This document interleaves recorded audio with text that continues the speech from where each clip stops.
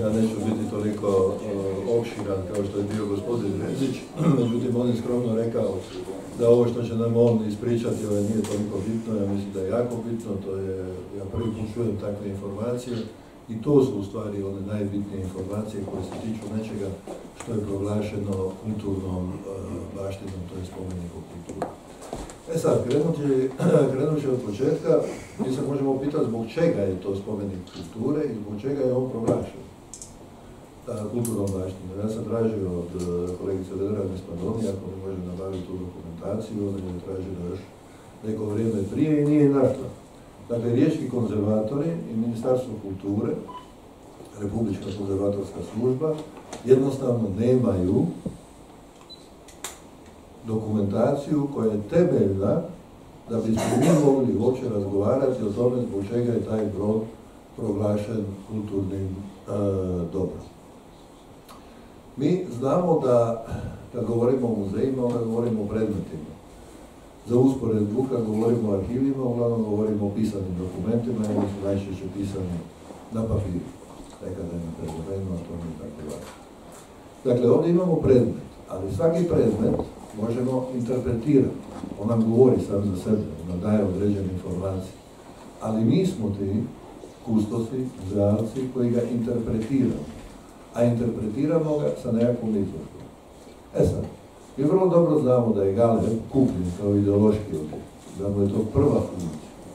Jer ja sam siguran da će biti nešto malo informacije o tome da je on bio građen kao bananijera, da je početkom Drugog svjetskog rata bio po talijanskim bojištima, ne kao ratni brod, nego kao brod koji je služio za dostavu, ne znam čega, ali nećemo imati informaciju o tome da su pripadnici JNA u vrijeme opsade Šibenika u Domovinskom ratu bili dovoženi ispred zidina grada upravo sa tim brodom.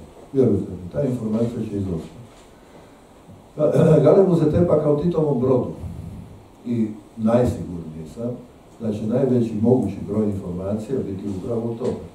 Ali neće biti onoga prvoga dijela. Nećemo znati kako je Tito došao na čelo Jugoslavenske komunističke partije. Da je došao preko Moskve i NKVD-a.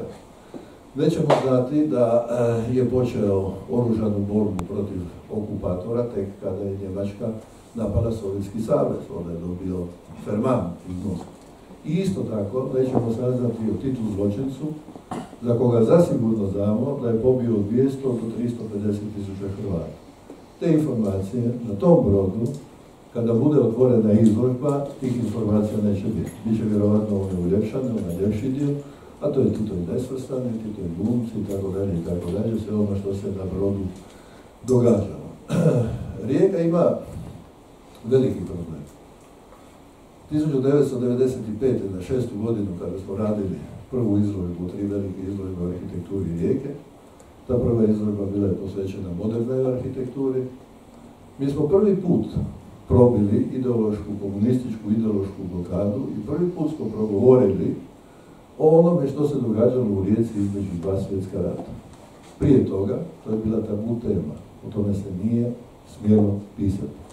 Ta izložba nam je otkrila da arhitekti Rijeke nisu bili školovani uglavnom u Italiji, nego su bili školovani u Beču, u Gracu, u Budimpešti.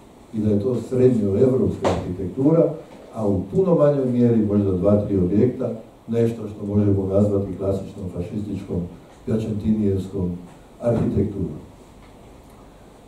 Vi se sjećate prije 10 godina na jednoj od izložbi koja je održana u današnjem muzeju moderne i suvremene umjetnosti, bila je od Romula Venuccija skulptura Forza della Volontà, snaga volje.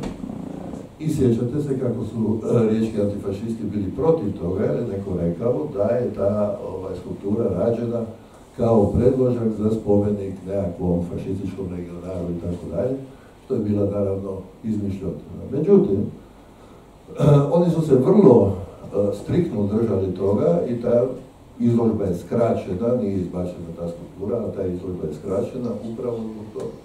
Naš problem sa Galebom je u tome što će on biti interpretiran kao Titov brod u najboljim godinama onoga što se zvao nesvrstani pokret. Sve ovo ostalo o čemu sam pričao će biti ili zaobiđeno, ili će biti negirano, ili neće biti uopće ni na koji način spomenuto. Bila je jedna radionica prije par godina koja je održana u muzeju grada Rijeke, tema je bila brod Galeb. Sudjelovali su osnovnoškolci i srednjoškolci, ako se ne varam, i ona je imala slogan bolje vrabac u luci nego Galeb u luci. Pa vam ja zahvaljujem se ovdje i nadam se da ćemo malo i raspraviti o svemu.